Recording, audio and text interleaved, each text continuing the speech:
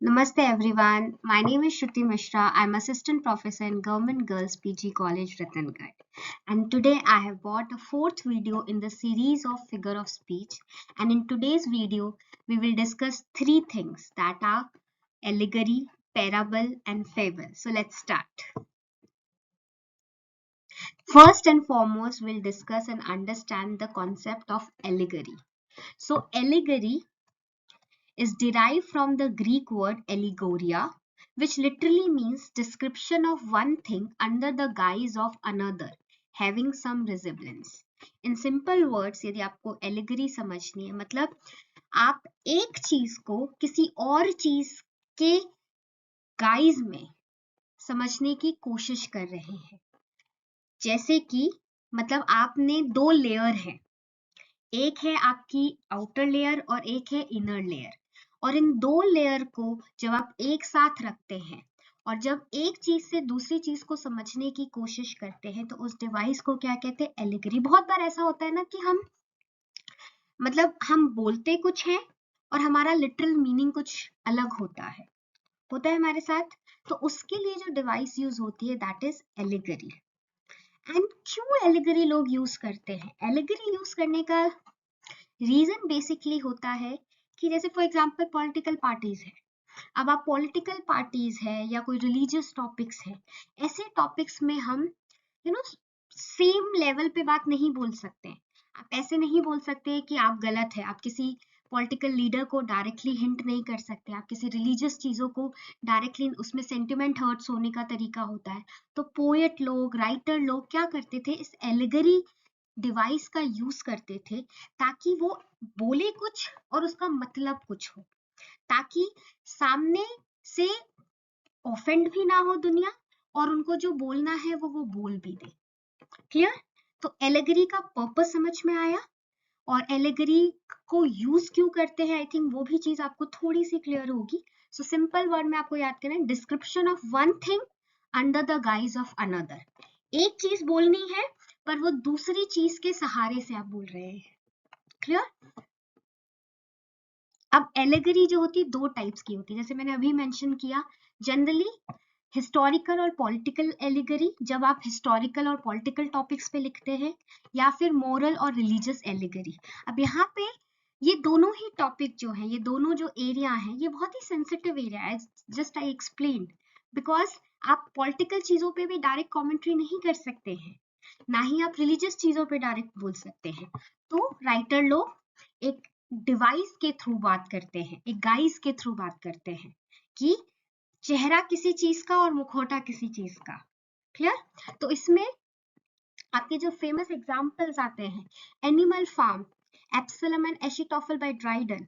Animal Farm में क्या है? सारे के सारे कैरेक्टर्स हैं, और वो सारे के सारे कैरेक्टर्स जो हैं वो आपके पॉलिटिकल, रशिया जो पॉलिटिकल फिगर था, रशिया का जो पॉलिटिकल टाइम था, उस टाइम को रिप्रेजेंट करते हैं. अब आप उसमें जैसे वहां पे सेट कोई राजा है, अब आप राजा को डायरेक्ट नहीं ब्लेम कर सकते कि ये राजा अच्छा है या नहीं है, तो उन्होंने उसमें एक कैरेक्टर बना दिया.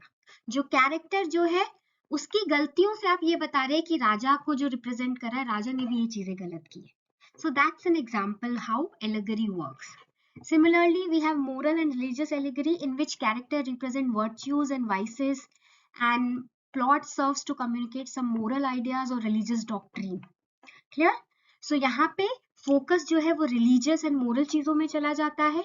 अब यहाँ पे आपके एग्जाम्पल जो है, बनियन का पिलग्रिमेज प्रोग्रेस है, स्पेंसर का फेरी क्वीन है. यदि आपने पिलग्रिमेज प्रोग्रेस पढ़ा है, जो कि बहुत ही फेमस आपका वर्क है, इसमें क्रिश्चियन जो एक कैरेक्टर है वो एक जर्नी पे जाता है, एंड यहाँ पे क्रिश्चियन जो है हर ह्यूमन बीइंग को रिप्रेजेंट करता है, और वो कैसे कैसे उस जर्नी करता है, कैसे हम वर्ल्ड से, जो हमारी ये दिन दुनिया की मोह माया है, उससे निकल के हम कैसे गॉड से एकाकरण होता है हमारा, how we become one with the god. That's the journey that every human being takes. तो इस थीम पे इन्होंने पिलग्रिमेज प्रोग्रेस में एलिगरी का यूज किया. So every character, every situation, it is a allegory of something else. Clear? So जैसे Pilgrim progress में एक जगह आती है वेनिटी फेयर. अब यहाँ पे वेनिटी फेयर जो है वो दुनिया की भूल भुलैया को रिप्रेजेंट करती है। अब मैं आपको डायरेक्ट बोलने जाऊं नहीं दुनिया की भूल भुलैया में मत उलझो, और मैं आपको एक एलिगरी के थ्रू जब वो बात समझाती हूँ तो वो थोड़ी इंटरेस्टिंग भी होती है और उसका कहने का तरीका जो उसका इम्पैक्ट भी ज्यादा होता है। So that's the purpose of moral and religious allegory. And Spenser Faerie Queene is also important work. इसके अंदर पूरा जो इंग्लैंड का जो पॉलिटिकल सिचुएशन था और उसके टाइम पे जो रिलीजियस कॉन्फ्लिक्ट चल रहा था एंग्लिकन चर्च में या प्रोटेस्टेंट चर्च में, उसको रिप्रेजेंट किया गया है। आई होप यहाँ पे आपको एलिगरी समझ में आया हो। बेसिकली इट्स एक चीज के माध्यम से दूसरी चीज को समझाने की कोशिश करना। इस एलिगरी दो टाइप की है, historical and moral. Clear? Now we come to the another thing that is parable. अब पैराबल जो है बच्चा वो एलिगरी का ही एक तरीका होता है, मतलब कॉमन लाइन दोनों की सेम है। ये भी एक चीज के माध्यम से दूसरी चीज को समझाने की कोशिश करेगी, ये चीज दोनों में सेम है। बट यहाँ पे जो है एक चीज आपको समझनी पड़ेगी, जो पैराबल है इसका जो मीनिंग ही है, ये पैराबॉल ग्रीक वर्ड से लिया गया है and it means placing along side. अब एलिगरी में क्या हो रहा था, मीनिंग जो है हिडन है, आपको डीप मीनिंग को समझना पड़ेगा। Literal meaning will be given to you, you have to probe deeper, you have to go dig deeper and understand the deeper meaning. But parable में क्या होता है, आपका जो मीनिंग होता है वो साथ में साथ बताया जाता है। So it is place together, so like place along side. तो इसमें जितने भी कैरेक्टर्स होंगे उनके नाम ही आपको बता देंगे इसका मतलब क्या है। So for example worldly wise man, अब इस नाम से आपको पता चल जाएगा कि अच्छा ये जो होगा ये वाइज बातें करेगा, ठीक है। तो इस तरीके से नाम ऐसे रखे जाएंगे, प्लॉट ऐसा रखा जाएगा, तो मीनिंग और स्टोरी साथ साथ चलेगी। इसमें कोई हिडन मीनिंग वाला डेप्थ नहीं होगा, नाम स्टोरी सारी की सारी चीजें आपको साथ में बताई जाएगी। क्लियर? ये बहुत ज्यादा क्राइस्ट के द्वारा बाइबल में बहुत सारी ऐसी स्टोरीज है जिसमें आपको ये चीजें मिल जाएगी, ठीक है, जहाँ पे पैराबल के थ्रू टीचिंग की जाती है। क्योंकि आप बहुत सारी जो मोरल स्टोरीज होती है जिसमें आप कि एक राजा था, सत्यवती थी, वो हमेशा सच बोलती थी। तो यहाँ पे Satyavati is a name itself tells about the character.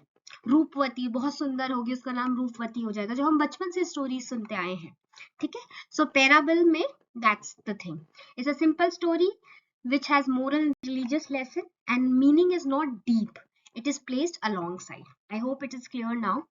Now we'll move to the final thing, that is fable. Fable is also similar, only difference is that fable में जो meaning convey की जाएगी वो animal characters के through.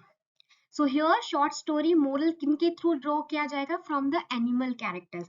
इसमें आपके in stories में animal characters के थ्रू मीनिंग को कन्वे किया जाता है। तो आपकी जितनी भी पंचतंत्र की स्टोरीज हमने सुनी है, ऐसा फेबल्स जो हमने सुने हैं, all the stories that we have learned and grown with in our life, जो बचपन से हम कहानियां सुनते आए हैं, लोमड़ी खरगोश की कहानी, कछुए खरगोश की कहानी, ये सारी कहानियां जो है ये फेबल है।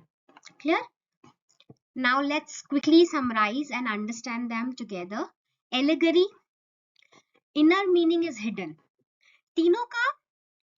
तीनों का जो डिफरेंस है वो मैं समझाने की कोशिश कर रही हूँ। एलिगरी में मीनिंग जो है हिडन है, इनर मीनिंग हिडन है, लिटरल मीनिंग होगा और इनर मीनिंग होगा, पर इनर मीनिंग हिडन होगा। पैराबल में क्या होगा, स्टोरी एंड मीनिंग जो है साइड बाय साइड चलेगी। By the name itself, by the story plot line itself, you know the meaning, you don't have to go deeper and understand that. And fable में क्या होगा, meaning and moral जो है वो किसके द्वारा display होगा, एनिमल के कैरेक्टर्स के द्वारा। Clear? I hope now allegory, parable and fable हमें समझ में आया होगा। यदि आपको वीडियो अच्छा लगा हो, so with this we have come to the end. If you like the video, please like, share and subscribe. And with this we come to the end. Thank you everyone.